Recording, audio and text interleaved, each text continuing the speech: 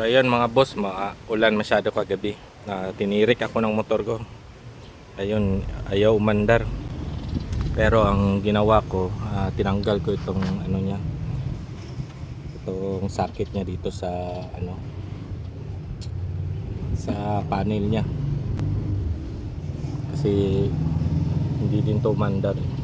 Pero ngayon, at least makakauwi lang. Ito na. Pero kung ibabalik ko tong socket niya sa panel, mamamatay ulit siya. So nakauwi na ako mga boss, no. Ayan siya. Yan, ito lang yung tinanggal ko para umandar siya balik.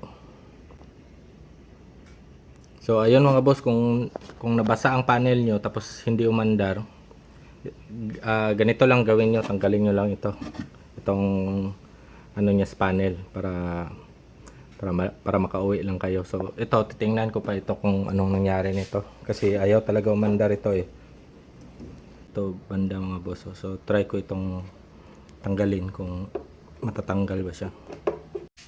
So yun mga boss, natanggal ko ng tornilyo dito, ayaw pa rin yung matanggal.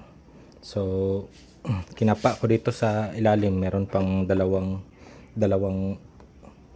ano dito, tornilyo sa loob.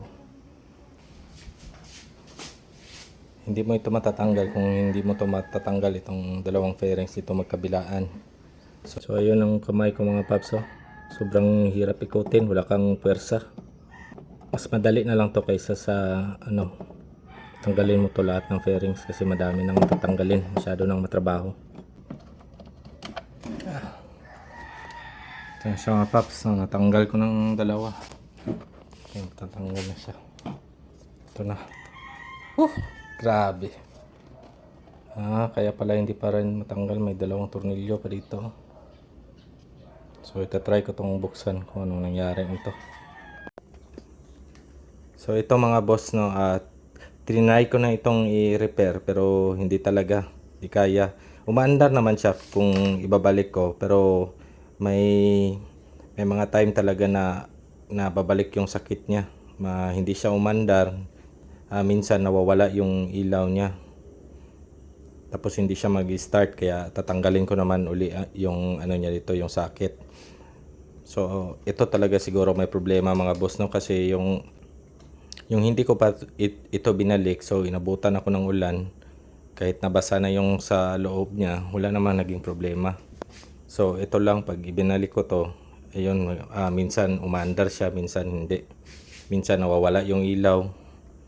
Yan, so ang ginawa ko mga boss, bumili na lang ako ng universal na na gauge para dito. So yung nabili ko mga boss ay salpak naman dito, pati yung ano niya, pati yung sa tatlong tornilyo na swak na swak siya. Ito yun mga boss. Nabili ko lang to sa Shopee mga boss, 2,000 ito, universal ito na gauge ng motor. Ayan. So salpak na salpak tong tatlong tornilyo niya dito. Ayan.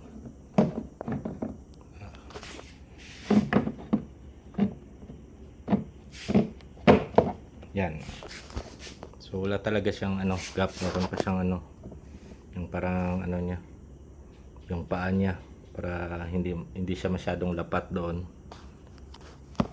Parang mas maganda ito mga boss kasi mukhang mas silyado to kaysa sa yung nung original niya.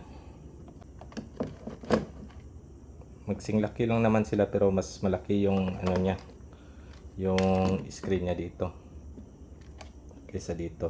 Yan, maliit. Yan. So itatry ko to mga boss, tapos ituturo ko rin sa inyo kung ano ang wiring nito. May kasama naman siyang wiring diagram, no. Alamin ko muna kung anong mga wiring ito. Ito na siya mga boss, no. Inabot na ako ng madaling araw. So itatry natin. Yan. Yan, signal light. Headlight. Check engine. Tapos RPM.